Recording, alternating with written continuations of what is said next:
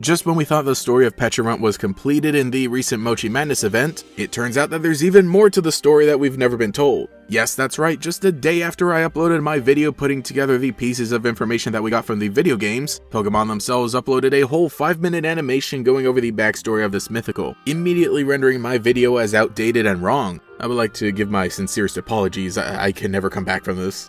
Your Honor, my client was simply on that YouTube grind. Surely you understand. So let's dust off those ancient parchments and see what lies in store. First of all, the narration prefaces this as an untold story, and you sure got that right. We set on an unnamed location in a faraway region, though it's definitely Japanese inspired and takes place around the same time as the events as Ogerpon. We meet an old man and woman who have no children, but they do care for Pecharunt. Again, its true origins remain unexplained, which I like, but it is very reminiscent of the story of Momotaro. If you've been following the developments of theories about the Loyal Three, then you should know this is a Japanese folktale about a boy who came from a giant peach and was raised by a couple. He then grew up and partnered with a dog, a pheasant, and a monkey to defeat some Oni terrorizing the land. Very obviously, the legendary Pokemon of Kitakami are stand-ins for each of these elements. So the old couple love and care for Pecharunt, which is still timid as we know, but the narrator states that it does what it does to continue receiving the affection from the old couple. We also see that it gives them some of the mochi, and here I'm very curious,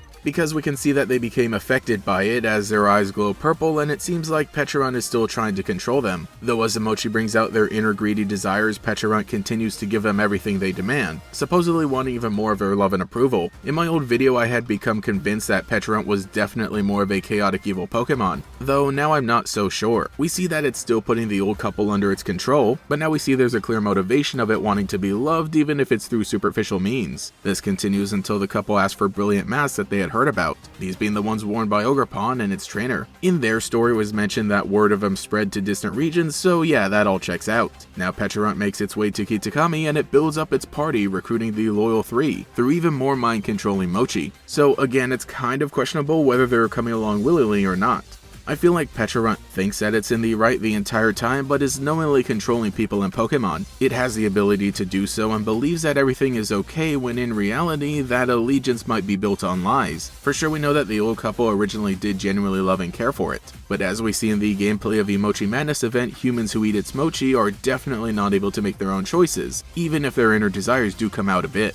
Anyway, the Pokemon travel across the land far and wide, eventually making their way to Kitakami. No matter what the intentions of this group were in the beginning, the story still plays out just as we had known before. The Loyal Three sneak into a cave to steal the mask and get into a fight with a human, who may or may not have died in the tussle, at which point Ogerpon tracks him down and attacks, leaving the Loyal Three out of commission. Even though it was able to go 3-on-1, it doesn't straight up kill Pecharunt in the same way, as it was just barely able to retreat back into its shell and sleep for a few thousand years. Well, that was quite a story. Like I said, I think it puts the morality of Pecharunt into question most of all. With this backstory and the events of Mochi Madness, I would definitely take back my claim about it being chaotic evil. More likely, it's just a very confused Pokemon. In its own mind, it has a loving family and friends that will follow it no matter what. But the truth is that simply satisfying greed and desires to the point of stealing and killing will only bring disaster. I'm a fan of how everything played out. I had previously said how I liked that a lot of the story behind Pecharunt was unexplained, but really it still gets to keep some of the mystery. This story at least gives us the motivation and further characterization for this Pokemon, and doesn't undermine too much of the speculation. We can still continue to debate how much the old couple and the Loyal Three were being mind-controlled and whether Pecharunt itself knew the extent of its control. I'm just genuinely surprised that we got all this extra content for it. I think also having it be separate from the video games was an interesting choice. For one thing, being a mythical Pokemon, it's still sort of plopped into the game, but now has a fun event with some gameplay and story, though the main focus was on this being an epilogue for the human characters. This animation that focuses on Pecharunt is meant to be unknown by anybody, and it's purely for the audience. Nobody in Kitakami would have witnessed this side of the story. The only people who might have known something were the old couple who had adopted Pecharunt,